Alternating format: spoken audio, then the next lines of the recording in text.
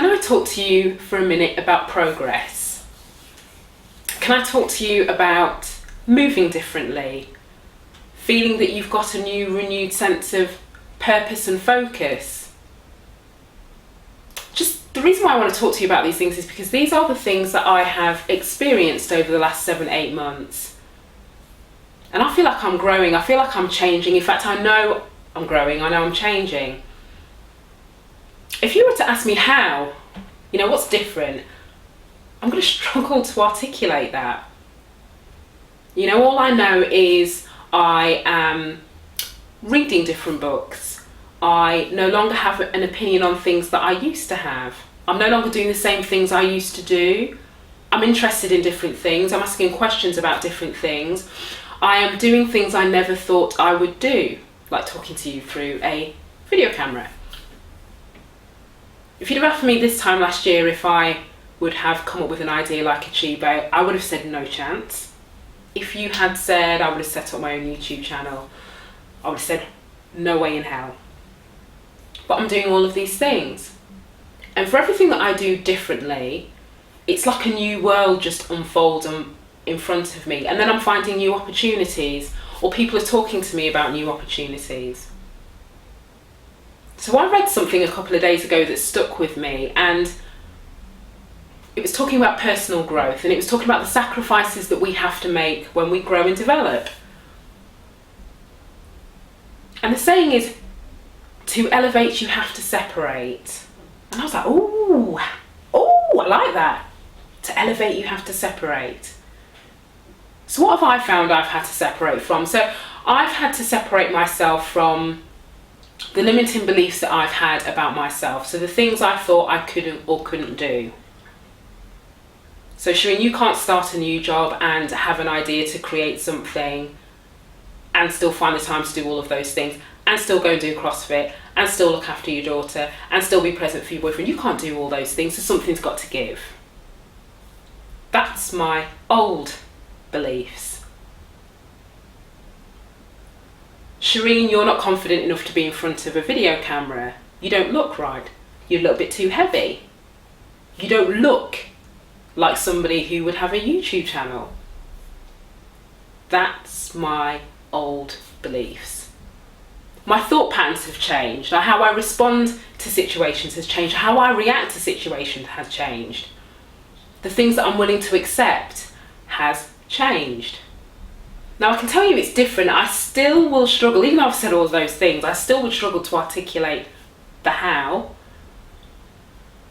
But in terms of the why, I just feel like it's probably my time. So to separate is to, let's rewind that. To elevate is to separate. So I've separated myself from these old thoughts, these old beliefs, these old responses. Now the other thing that I've had to separate myself from is the people that I've always surrounded myself with, right? Because all of a sudden my relationships are a little bit different. And I don't know if you are experiencing what I'm experiencing.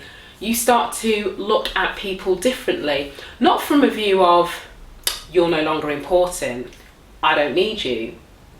It's more from a case of I'm just evaluating what the foundation of my relationships with the people around me are based on.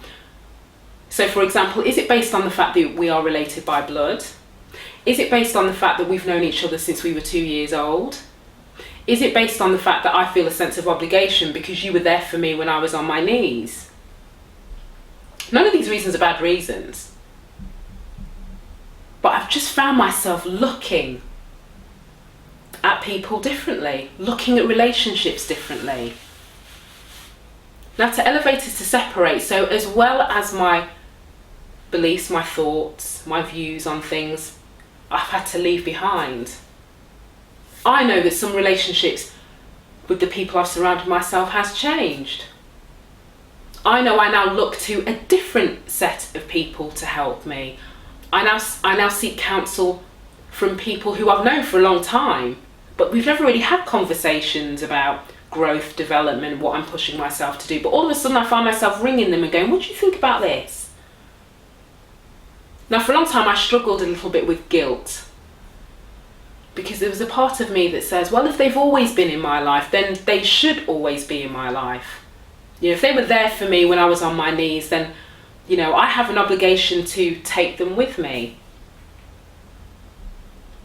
And then I realised that those beliefs were holding me back. Because when you find you are progressing, when you find you are moving differently, if you're not careful, you end up trying to justify it to the people around you. You end up trying to justify why you can't be at that place on a Saturday night, why you are not watching that TV show anymore, why they don't see you as often on Facebook or social media commenting all the time. Why are you always in the gym? Why are you always writing? Why are you always practicing your videos? You need to take time for yourself. You know, and therefore you feel a sense of obligation because you're kind of like, oh, no, it's cool, I'm just doing, and then you start downgrading what you're doing, almost. So in your mind, you're focused, you're like, wow, all these things are kind of opening up to me, but the second we are challenged and the second somebody asks us what's going on, we feel the need to downgrade that a little bit. So Achibé is my second child. But I have found myself justifying Achibé. It's not some little back pocket something that I'm doing. It's my heart and soul. The fact I'm reading different books, the fact that I am watching different television programs, wanting to engage with different people, is not something that I should have to justify. It's not something that you should have to justify. You don't have to apologise for growing. You don't have to apologise for developing. We do not have to justify ourselves to anybody other than ourselves. You know, I know my facts. I am surrounded by the people that I want in my life moving forward. I know my job is happy with my performance, so that's a tick. I know my daughter is happy, so that's a tick. I know my boyfriend is happy, so that's a tick. I've got my close friends that I seek counsel and I look to them to kind of keep me grounded and just sense check what I'm doing. Tick. My mum's okay in Scotland. Tick. Sisters are all right, brothers are all good. So the people that I need to be surrounded with, they're here and I'm taking them with me, so I'm not worried about that. But everybody else, I don't have to feel a sense of obligation to take them with me. I don't have to feel a sense of obligation to justify why I'm doing different things. And you may find that they struggle to understand this new you, I call it, that's developing, because this new you is unpredictable. This new you is moving differently, doing different things, spending time with different people, maybe not as responsive. So they want the old you. So the way to get to the old you is to remind you of all the old things you used to do. You know, take out old pictures of you, remind you of old stories. And I'm not saying that there's not a place for nostalgia, but people feel threatened by what they don't understand. People feel unsettled with change anyway. And when you are kind of on that treadmill of day in, day out, thinking that everything has its place, when something is slightly out of kilter, you want to understand what's going on. But you want to understand what's going on so you can get it back on kilter, so you can carry on doing what you've always done. So when you're doing things slightly differently, people around you will feel a little bit unsettled.